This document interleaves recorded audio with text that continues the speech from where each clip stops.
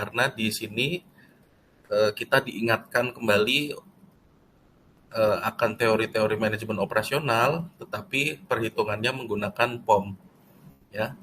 Jadi di sini adalah user interface dari software POM QM untuk versi 3-nya, ya, untuk versi 3. Dimana kalau yang biasa kita lakukan selalu di awal adalah mengklik modul, ya, untuk melihat modul-modul apa yang sudah ada di POM itu. Ya, jadi sangat banyak dan sangat lengkap. Di sini kalau masih ingat ada forecasting, inventory management, layout, kemudian linear programming dan seterusnya. Ini adalah modul-modul yang pernah kita pelajari di manajemen operasional. Jadi nanti saya hanya menjelaskan sedikit, kemudian kita akan juga latihan untuk beberapa modul. Jadi sifatnya hanya untuk reminder, dan juga kalau kalkulasinya itu saya anggap relatif mudah, ya. Jadi itu mungkin menjadi motivasi ya bahwa kuliah praktikum manajemen operasional itu ternyata mudah begitu. Di sini kalau kita bisa lihat yang paling bawah ada modul POM, ya. Kemudian ada modul QM. Ya, jadi QM itu quality management dan POM itu adalah operation manajemennya, ya, jadi project and operation management. Kalau kita display all modul, jadi kalau di sini misalkan ada modul yang kurang lengkap, kita bisa klik display all modul, ya. Jadi kalau kita display akan muncul beberapa quality management modul, ya. Jadi ada beberapa yang tadi kita tidak ada begitu, tapi sekarang menjadi ada.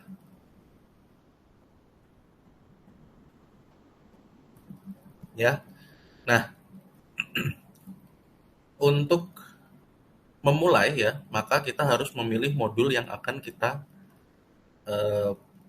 pilih, ya. Jadi di sini mulainya adalah berasumsi bahwa di sini belum memilih modul, maka tulisan di kiri atas itu akan tertulis POM for Windows.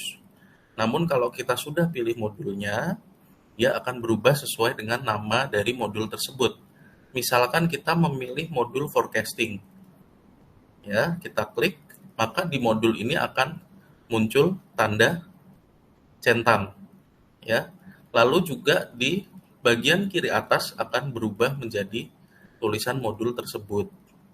Nah, kita memang bisa di sini ditunjukkan bahwa ada folder untuk membuka file kita yang sebelumnya mungkin kita sudah kerjakan, namun juga ada petunjuk untuk membuat file baru. Ya, jadi saya biasanya menggunakan klik file. Ya, jadi setelah modul kita klik file, kemudian buat baru. Ya, jadi kalau kita notice atau kita lihat di sini, modulnya sudah masuk ke forecasting, maka file new-nya akan mengikuti dengan modul forecasting tersebut.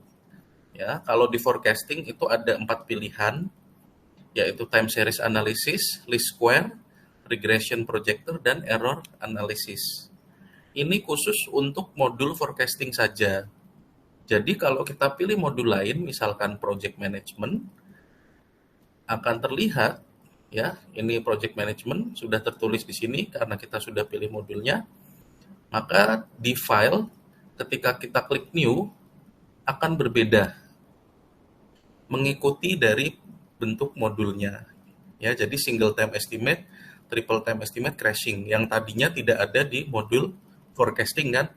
Nah, sekarang menjadi ada karena ini adalah modul project management. Kalau kita ganti lagi, kemudian misalkan ke modul linear programming, ya, dia hanya punya satu jenis modul, ya, sehingga tidak muncul pilihan seperti tadi, ya, seperti forecasting dan project management ada pilihannya, tapi kalau linear programming tidak ada pilihannya, ya. Nanti akan saya jelaskan satu persatu untuk modulnya ya.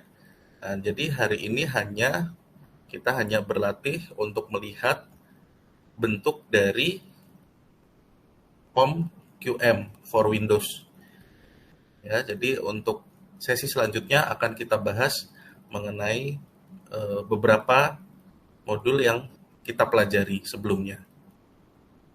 Ya, kemudian kita juga bisa lihat di sini bahwa eh, tulisan-tulisan edit, format, Windows dan lain-lain ya itu masih berwarna tidak bisa dipilih ya.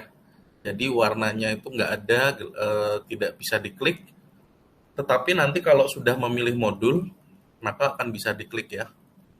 Nah, ini ada berbagai fungsi di sini ya, mungkin bisa dipelajari nanti ya, apabila misalkan mau membuat tabelnya lebih besar atau lebih kecil bisa ya, misal mengganti font juga bisa. Misal ini ada contoh ya di linear programming, kalau kita klik untuk linear programming modulnya biasanya akan membuat tabel ya, dimana kalau kita lihat tadi kan yang warna abu-abu ya yang tidak bisa diklik itu menjadi bisa diklik semua ya, sehingga nanti bisa dipelajari di sini apa saja sih yang bisa diubah dari suatu tabel ya. Yang paling mudah saya bisa mengubah fontnya misalkan ya. Nah, jadi fontnya bisa terubah. Kemudian saya juga bisa mengubah ukuran tabel. Lalu saya juga bisa mengubah posisi dari teksnya. Ya, ini biasanya posisi teks. Nah, kita bisa ubah ya sehingga dia mengikuti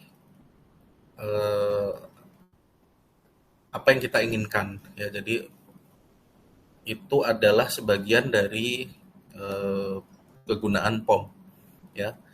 Lalu kita lihat di sini untuk edit ya, kolom edit, maka dia bisa melakukan copy paste untuk tabel ya.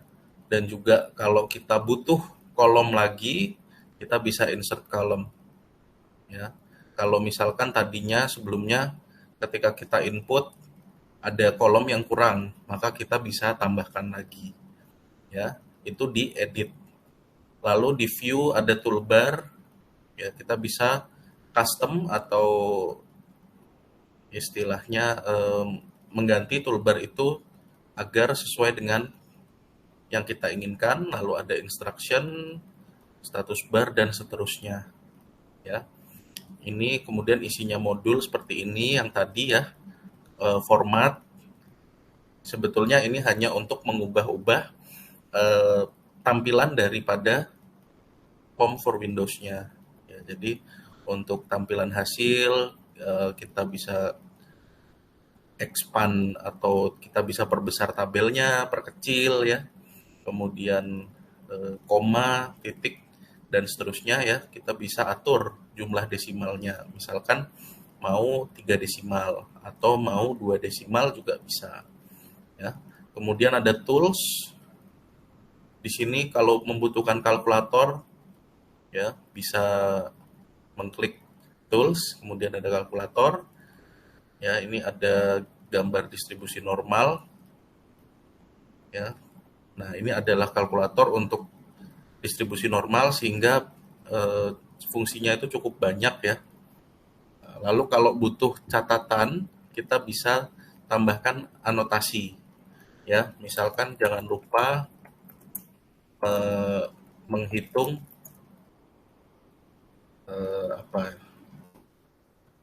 menghitung linear programming misalkan. Ya, kita tambahkan anotasi atau catatan supaya kita tidak lupa. Itu adalah fungsi-fungsi dari pilihan yang ada di POM for Windows.